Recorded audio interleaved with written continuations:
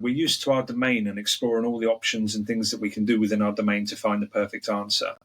And suddenly this guy wanted the answer in 30 seconds. Like, bang, just tell me what's needed, Vince. Tell me where you are.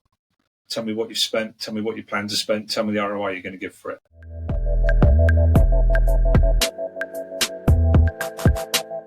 I think when we met at the exhibition, what was really, I think it was just endearing. It was like you had a very warm energy. So it was really nice to just have a chat with you, have a conversation. And for me personally, as someone who's more creative, as a founder, I think the operational side of things was really something that just struck my curiosity, because it's something that I've always looked to improve. And as you're doing that for companies, I thought, yeah, this is going to be a good episode. Really kind of you. Thank you. Yeah, a lot of learning for me. So I'm going to be very curious and ask a ton of questions, Vince. That's brilliant. Yeah. So to get started, I mean, it would be great to just get a bit of a background from yourself, Vince, because you did tell me it. But I think for those who are listening, it would be good to kind of give me tell your side of how you got into running your own company. What's it about? But the history behind it.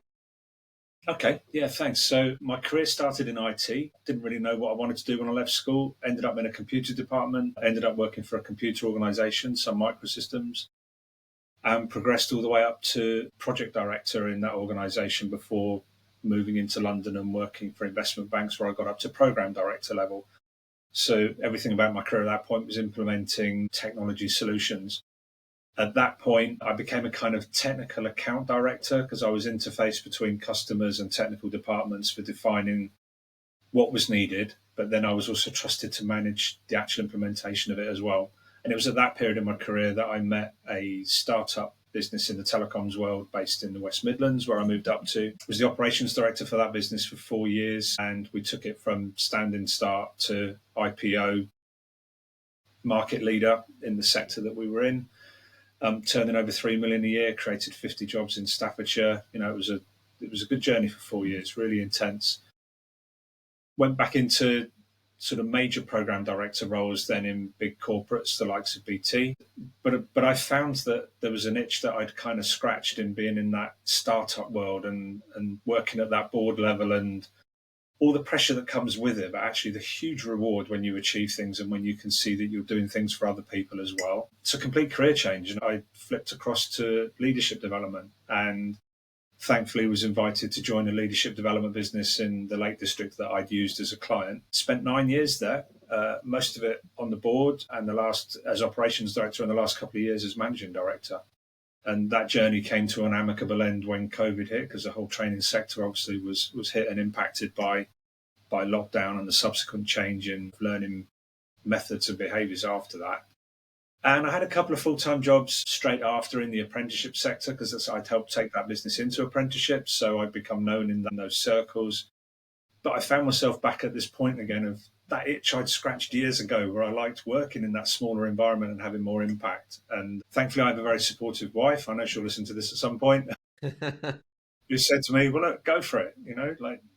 Run your own consultancy. You can do this. You've learned enough. So basically, I kind of combined. Melior S is now the business that I run. I've been nearly at the end of my 3rd year of trading, which I know now I'm kind of moving into the smaller percentage of businesses that survive this long, which is lovely that I've achieved that. Good plans for next year as well. And really what I wanted and still want the business to be known for is that connection of helping people. That journey I did of going literally from like a program director running big corporate programs, comfortable and successful in that world, to suddenly the exposure of being a director in a smaller business where every single decision matters, where once you're a director of your director that you're responsible for at that board level, you realize that everybody else looks to you for the answers. The MD, the chairman, the shareholder, everybody looks at you for what's going on. And that was probably the first time in my career that I realized there was no air cover. Like, this is it. This is me. It's now, we talk about imposter syndrome these days, but actually that's just fear of doing something you've not done before. And that was the kind of ultimate point of that fear in my career. And fundamentally driven by just trying to be a success, so you just lean into it. What I'm hoping now is that having then spent 10 years helping run a leadership training business, and actually in the latter years of that being involved in the client delivery as well and getting some qualifications and things. So I've really moved into that educational space, is I really wanted to combine those two things. And I don't want Melioress to be an academic hands distance, if you like, training provider. It's like we want to get in there and work with you, with your leaders, because we understand how they feel. And we want to help them navigate and get past the blocks they might have and give them a lot of the skills that, to be honest, I learned just by trial and error because I had nobody around me to help me learn it. So the more I can help people get through those things a bit quicker and with support, knowing that they're not alone in it, then really that's the objective and where I am now. Yeah. In terms of that, Vince, what do you feel is like some of the biggest problems when you're that you set up the business to help solve, essentially? Because when I spoke to you, one of the stories that really stood out was your first experience of one of the investors coming into that startup and really having this brevity about him in terms of really choosing his words quite carefully and also not spending too long speaking, but actually getting to the main points. So, yeah, for you, what's been that mission in terms of for the business? I'm pleased that resonated with you because, Mm. I mean, even the fact that I mentioned it to you shows how much of an impact it made on my career. And I still work with this guy today, to be honest. But it was the first time that I'd really sat, again, I use this phrase a lot, it appears at the minute, but the first time I'd sat in a room where the onus was, all the onus was on me. Suddenly the person interviewing me, they didn't want to have long conversations about anything. They didn't want to explore the ins and outs of, we're used to our domain and exploring all the options and things that we can do within our domain to find the perfect answer. And suddenly this guy wanted the answer in 30 seconds. Like, bang, just tell me what's needed, Vince. Tell me where you are. Tell me what you've spent. Tell me what you plan to spend. Tell me the ROI you're going to give for it. And tell me the three things that are getting in your way. And to be honest, it really sharpened my game because it helped me understand more of the language I was using with people and how potentially I was missing opportunities to be more directive with people, but without losing the warmth and the encouragement and support of helping them achieve. And I think for me, that's the real noticeable difference when you're sat in a mature boardroom, is that experienced directors are really used to, they've got so much to cover in 2 hours, right? Usually that's the kind of length of a board meeting for a kind of SME type business. They've got so much to cover in such a short time that it all needs to be on point.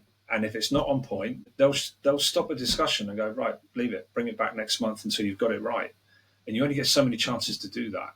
And I think you're afforded much more luxury than that when you're on your journey up through management. And I guess that's what I want to try and bring into a lot of the programs I do, is to help people be more succinct with the things that they're saying. And actually, what it starts with is understand what your stakeholder wants. It's not about you trying to impress what you think they need to know. You need to step into the room understanding what it is they need from the meeting with you. And you can use that in any situation, in any part of business, but it is so much more important when you get up into the senior levels, because people won't give you the time to correct if they feel like you're not really on the same page. Is there any common problems that you feel like for someone that, as a founder of a business, we've been going for a while? But is there any common problems you find that when you come into these organizations, whether big or small, maybe they're different, but that you just find that, oh yeah, these are sometimes it's like the smallest shifts, but they make the biggest impact. And a lot of companies, because they're just so trapped in the weeds of the day to day, that they don't have that chance to zoom out, and you kind of come in, and because of your experience, you know that there's typically one, two, or maybe three things that really make a difference into an organization. And for those listening, that they can start even thinking about for themselves as to how they can start taking some of those lessons you've learned and applying it to their business. Yeah, definitely. Interestingly, someone I've been coaching did a post on LinkedIn last week which just summed up the first point I'm going to say perfectly. The North Star. Remember why you're doing what you do. Yeah. Because so often when you're drawn into the weeds, you go off on tangents. And actually, if you really sit down quietly and analyze what I'm actually doing today in this hour, is it serving where my business wants to actually go? and we can get dragged along with projects that we're doing and kind of lose sight of that. So the first thing is make sure the business is really clear on what it wants to achieve in the next 1 and 3 years at least for a small business. And then question yourself, be tough with yourself every month and say, actually, is everything we're doing at the moment still taking us towards that goal? And there'll be a plethora of opinions out there in the marketplace that will be telling you to do something different. So holding your resolve for what you want is really important. I'd say the second thing is be mindful of the things you're doing every day. Are they the things that play to your strength? Are the things that you're asking your team to do, are they playing to their strengths? And almost think of it as if you were on billable hours. Is it really worth the money, what you're doing? So a couple of years ago now, even, I think, I'm losing track of time with how this business is going, but I onboarded a VA service and I have a wonderful VA now. And at the time that I did it, I was worried if I could afford it. But now, looking back, I mean, my instinct said, well, just go for it and decide in the next 2 or 3 months if it's making sense or not. And then suddenly, even within 3 months, I was like, how did I ever do without this? Because suddenly I found my desk was, first of all, cleared of things that weren't the things where I could add value. Like even if you sit and do your bookkeeping for 30 minutes, right? You feel great and you feel in control because you've sorted it out. Actually, as a business owner, you just need to know what your books say. You don't need to do the bookkeeping. So it's things like that where you make sure you're really tuned in and adding your value every day. And fundamentally, if you're the business owner, your job is out there promoting your business and selling your products. So anything you're doing that's not doing that, ask yourself if it's you that should be doing it. Mm. And I think probably the other thing, if I had to think of three, would be the commercial consideration of everything you do and the broader impact across a business.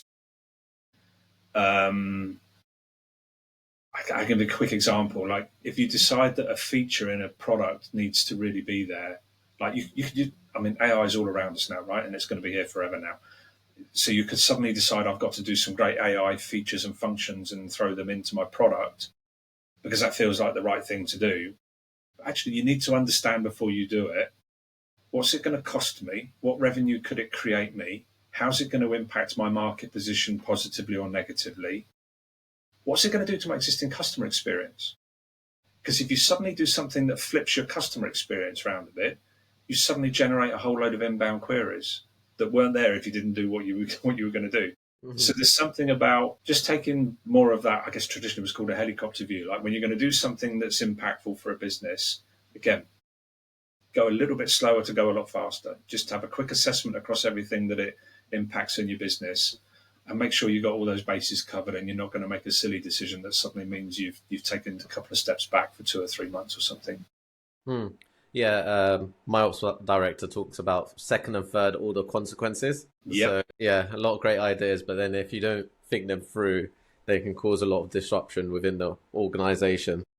Yeah, definitely. And even the bigger the organization gets, leaders play more and more of a role in helping departments understand that between each other. Because once you set an objective and a KPI for a department, that's it. That all that matters to them, right? That's what they're going to be measured on. You've told them that's what I'm going to measure you on. So regardless of impact on any other department, they're going to try and push their things through all the time.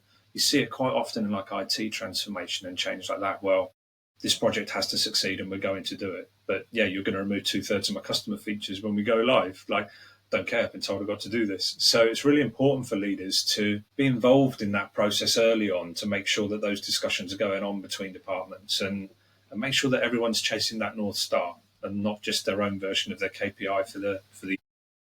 When you talk about North Star, what specifically do you mean by that? There's the North Star. Is it the mission goal? So like some companies would be more altruistic in their approach to what their goal is in the world, let's say. And then there's also kind of like a mission objective, which is, hey, we want to hit this revenue milestone or something maybe completely different where they just want to be seen as the most innovative product. What do you find is the best use when you talk about that North Star? What's in your opinion? How do you go about that as a business if you're kind of got a gist of it, but how do you solidify it? It's a good question and can mean so many things. And quite often it's tied to revenue.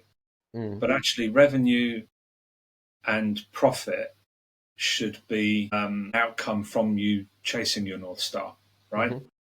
If you can't achieve those by achieving your North Star, you need to have a whole look at your whole business plan.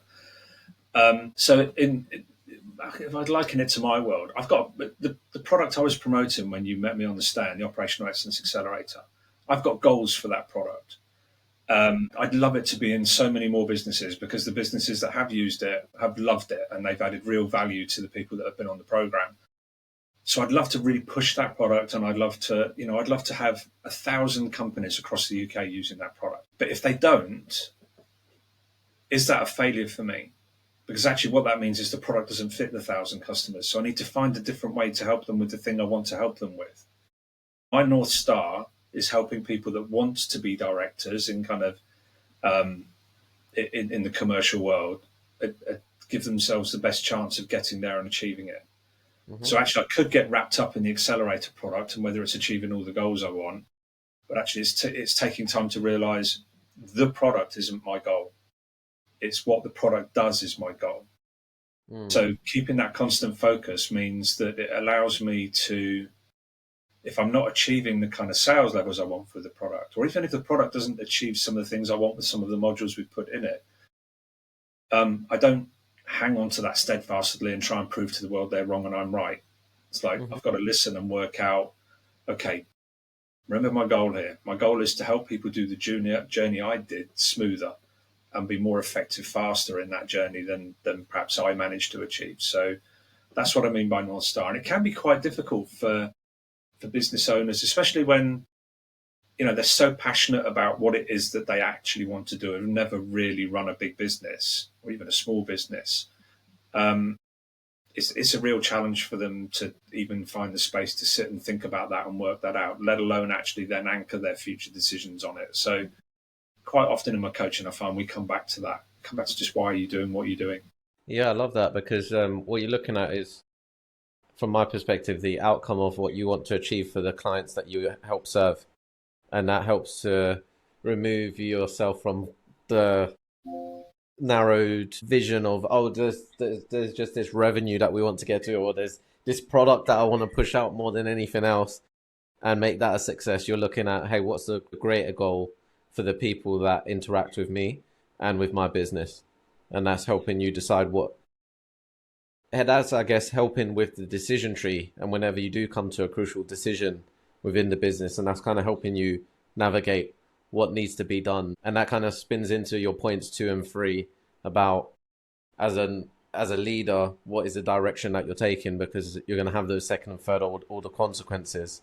And if you've got that North Star, it helps you to start making decisions faster and with clarity. Definitely. That's exactly it.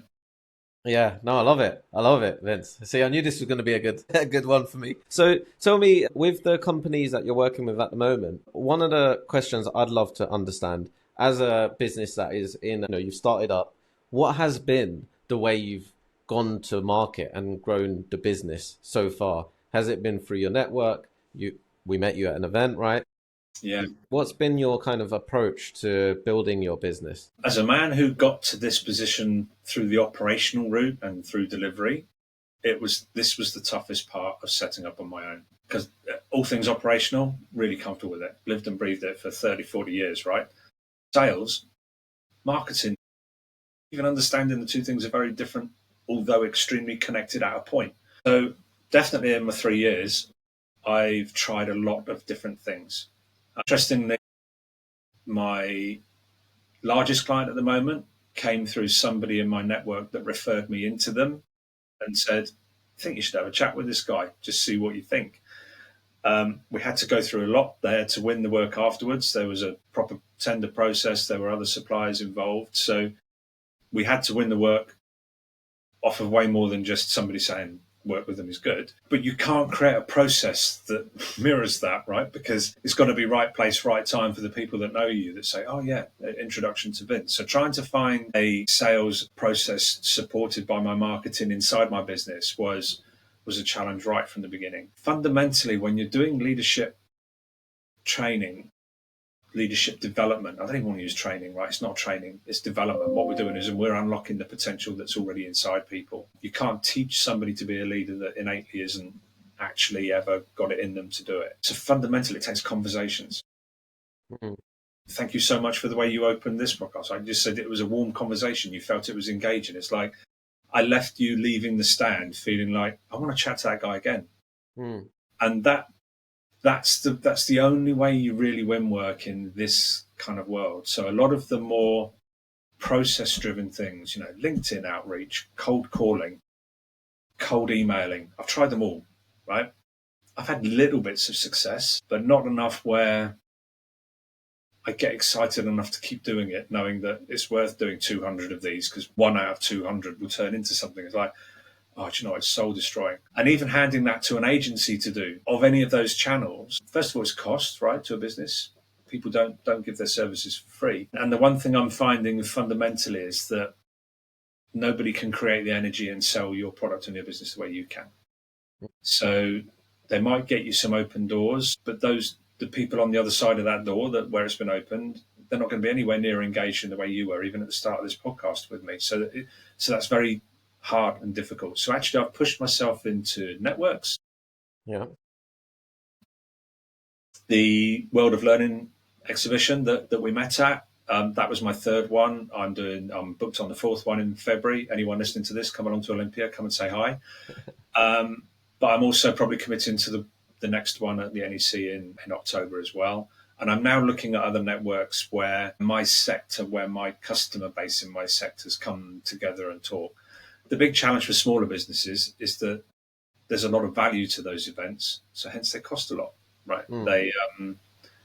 But the cost is justified because you can get straight in front of the right people and have the right conversations. I don't need to start with entry level explanation of what I do. They know what we do. They want to know how I do it, and they're straight into the depth of that conversation. So that's been a big lesson. And the other thing, which is very difficult for a startup, is building the case studies and credentials, because quite often they can sell for you. I've got programs now where I've had 10, 20 people go through them. So I'm now, in my own business, in my own right, starting to create some advocates for my business and my team's work. And that's the hardest inertia to sort of crack in those first 2 or 3 years. Is it starts to get easier. Honestly, the amount of people that I've met in my career that kind of do what I do, run their own consultancies, that go, I never spend any money on marketing. I don't spend any money on sales. It's all referrals. Well, that's great. You've been running 20 years. You've got a big customer base now that trust what you do and come back to you for all their new requirements. So that's been the toughest part in the early years, is trying to build that reputation, get the foot in the door to people where I haven't actually provided service for them. And obviously, I've got some ethics as well. I'm not stamping all over the clients that I used to have when I was working for another leadership training business. There's no point, they're happy with that service. So I've been really trying to go about it ethically as well, and just build things in my own right with my own brand. Yeah. I think what you mentioned there, Vince, is a lot of the same struggles that a lot of businesses have. And it sounds like for you, what's been valuable is the when you're meeting people in person. So it sounds like the networking. When you say these networking groups, is it kind of places where you go out and see people? Yes, definitely. Yeah, I've been in a couple of those. Joined my local chamber of commerce now. And when you join these networks, you've got to really lean into them. The work doesn't suddenly come to you just because you become a member, right? You've got to get in there and let people know what you do, and and to be honest, you have to give things to the network as well. You can't just go in there with a sales attitude, because if everybody in the network went in there with just a sales attitude, nobody would buy anything. Yeah. So, but yeah, definitely face to face, and just building more and more connections, and hopefully spreading more and more warmth, right? More people that just go, he was a nice guy. Maybe I'll just recommend someone has a chat with him. Yeah, I think that's the way it's done, Vince. I think that's when you talk about North Stars, that's kind of my North Star, is always creating more genuine connections. Yeah, I think it's really powerful, and I come from an exhibitions background, so I know what it's like being at a stand and working with people, loads of people that bought stands and would have great experiences. And I think that human element is really important, and sometimes it's hard to replicate in other formats. Yeah. And that's where there's a bit of friction, and it's how do you overcome that friction that is really the key to it all. For you, curious to understand, like this was a question that popped up into my head before we jumped on a call, and I thought this could be a question that I asked just everyone. In terms of your favorite way, if you're being sold to, in terms of, let's say, your someone approaches you for the first time, what's your like what would you say is your preferred medium of communication if someone's trying to get through to you, Vince? Do you have a preference, or it doesn't really matter? That's interesting because actually it's more about probably how they do what they do rather than the channel they use to do it. LinkedIn is probably the strongest, Yeah. but do you know what? Overwhelming with everyone. Be interested in me before you try and sell me something. Just simply that. If your first approach to me is, I want to know what you do. Yeah, I'm really intrigued at what you do and how you do it. Don't even tell me you're doing that to solve a problem for me. Just tell me you're interested in what I do. Hmm. Because then when we have a call, it will work out. If you take our conversation on our stand, right, I was probably never going to sell you an accelerator place, right, because it doesn't fit your needs at the moment. Yeah, yeah. So if I'd launched into 10 minutes of, right, let me explain this program really in depth, right, you'd have wandered off. The AI stand next to me would have been more interesting, right? So, yeah, I think it's just definitely just be interested in, because, that's where and it's much easier to quickly work out then if there's some kind of synergy, Yeah. You were interested in my history of my product, and I was really interested in where you were coming from and what, and here we are, a few weeks later, we're doing this together, which is, was that on my list of aims for the exhibition? No way. So inquisitiveness. Anyone who approaches me to say, I want to know what you do and why you do it, then I'm going to have a chat with them. Yeah, yeah, it's interesting that LinkedIn is a good platform. I'm always of the opinion, right? Because I came from a door-to-door background, and I think that's probably the most annoying one. If you was to rank forms of approach, you're getting someone to get out of their comfy seat, especially now it's getting colder outside, and they're probably chilling, and then you're there, and you're straight in with a pitch. So it's probably the toughest one and the most annoying one. But I always reflect back and think, if I came to every door, because you get the door slammed in your face, and I did it for a year, grew up a team, so I did do all right at it. But I always think back and think, if I had a box of chocolates at every single door, and I just went, here's a little gift. This is what, because the Amazon delivery man never gets the door slammed on his face, does he? Because he's coming with something you want. And I think what you're saying there is like kind of reflective on that. And I say, if someone threw a rock through my window, but it was a solid gold rock that was worth like £1 million, I would probably say throw another one through, like, because it's so valuable. But obviously, that's probably a bit exaggerating the point. But I do agree with that kind of sentiment, which is it's not necessarily the channel, it's just what you have to say. And most importantly, are you showing interest in the people that you're reaching out to, or adding value in some shape or form? And it sounds like that's something that I experienced at the stand, because you were very not aggressive with the pitching and saying what we're about. And I find that's actually, in my experience, I was working in events for about 7 years, and the ones that did the best were the ones that just took genuine interest in the people that passed by, as opposed to the ones that would just kind of be pitching at people, anyone they could find. And then the worst people were the ones that were just looking at their phone and not even paying attention to what was going on at the exhibition, which made my brain explode with, I don't know, why would you spend 10, 20, 30 grand on the stand and Yeah. look at your phone? And Alex, you can tell, because I've been next to a couple of these stands in the last couple of years, you can tell the people that are being paid to capture a database. Yeah, yeah. It's so painful to watch them doing it. Yeah, it's never the founder of the business. It's always someone that's just there as kind of ad hoc. And it's I think that just kind of, yeah, it's I think that enthusiasm you mentioned, and one of the things that I'd love to get your last point on is, what do you feel is the from the companies you've worked with, the companies you've been at BT, you've been at startups that have gone on to be one of the market leaders. If there was one thing you would distill and say, I would like one characteristic within a company, kind of like what we're looking at the moment. I'm reading this book called The Score Takes Care of Itself. Great book. I'm sure you would love it as well, but it talks about like standards of performance. And this guy came in, it was a small it was a bottom ranked NFL team. He took it to the top. It hadn't been done before. It was crazy. And what he focused on was like, hey, make sure your helmet, you don't throw it on the ground, you treat it with respect, come in early. All of these like basic principles, but it helped, I feel, shape the culture that helped them to become a leading force in the league. Is there anything that you've seen in your experience that if you were to take like one, let's say, business superpower or characteristic or trait that you've experienced and you think, yeah, this is what really was the magic behind it that really helped us because of it? Yeah, you've asked for one. I'm probably going to say two. And by the way, I remember reading a book years ago. Someone recommended to me about the All Blacks, and apparently the last thing the All Blacks do at any game they've been at is they sweep the dressing room. Yeah, yeah. I've read that book as well. It's amazing. Yeah, yeah. That one's awesome. Absolutely, it's exactly that. So, I mean, it's hard to find those kind of little nuggets. I think more generally for what I do, I think I go with two principles. Yeah. One is I seek to partner, not to sell. Mm. Right, my job's to work with the business to help it achieve what it wants. And like I say, if I end up with my whole suite of products doesn't match, but I still feel I can add some value, I'll sit and say that and we'll talk about it and we'll try and work out a way. It's remembering you're there to make their life easier. And so the other thing then that I would also say, I've even used this in coaching in the last couple of weeks with a couple of clients, is delight your customer. Don't just satisfy your customer, delight your customer. Mm. And if everybody in your business is thinking about, am I actually delighting my customer? That's a whole different bar from giving them what they've paid for. It's giving them what they've paid for and making them feel really good about it. And it's the hardest thing, right? Because quite often we're always caught up in the operational pressures, the financial pressures, and it's easy to say there's not enough money to delight customers. For example, your box of chocolates on the doorstep. Your ops director would have gone, get out of the room.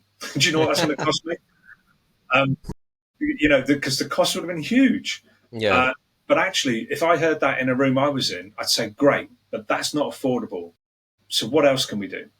Mm. Right, so you don't let the idea go. You go, right, well, we're on the right track here because you've captured something where you've identified what makes somebody want to keep the door open or close it. Now we've got to find a method that keeps the door open that we can afford to do. But what we can't afford to do is do nothing because the door will be shut in our face.